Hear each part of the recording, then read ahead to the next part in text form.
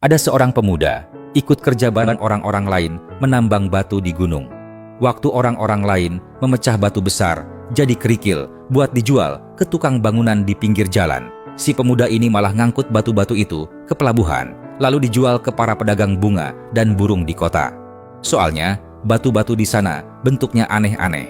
Dia mikir, jual batu berdasarkan bentuknya itu lebih untung daripada jual berdasarkan beratnya. 3 tahun kemudian, dia jadi orang pertama di desanya yang bisa bangun rumah dari bata dan genteng. Enggak lama, pemerintah melarang penambangan batu, jadi orang-orang cuma boleh nanam pohon. Wilayah itu pun berubah jadi kebun buah-buahan. Pohon pir kuning tumbuh subur di bukit-bukit, sampai-sampai para pedagang dari berbagai daerah datang buat beli. Buah pir itu dikumpulin, diangkut ke kota, bahkan diekspor ke luar negeri. Soalnya rasa pir di sana manis, dagingnya renyah, dan aromanya segar. Waktu warga desa masih senang karena hidup mereka jadi lebih baik berkat buah pir. Si petani yang dulu jual batu malah jual semua pohon buahnya. Dia mulai nanam pohon willow. Dia sadar, para pedagang itu nggak takut kehabisan buah pir yang enak, tapi mereka justru repot cari keranjang buat bawa pir ke kota.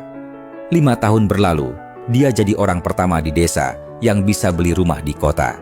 Setelah itu, jalur kereta api dibangun melewati daerah itu, menghubungkan utara dan selatan. Desa pun mulai terbuka ke dunia luar.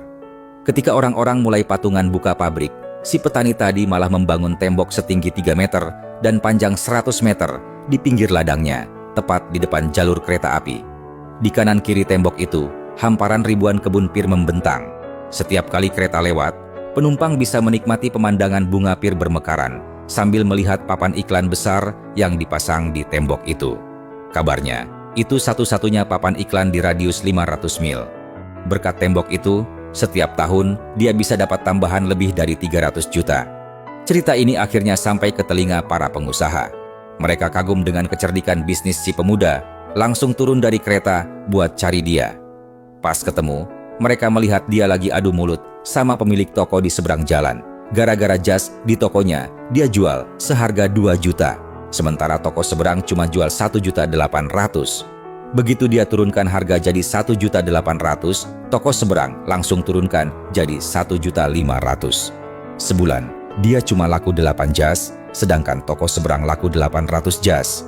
Pengusaha yang lihat kejadian itu langsung kecewa. Pikirnya selama ini sudah tertipu cerita. Tapi, setelah paham kenyataannya, mereka malah langsung menawarkan gaji 3 miliar setahun buat merekrut dia. Karena ternyata toko seberang itu juga milik si pemuda. Waktu ditanya, gimana dia bisa kepikiran cara seperti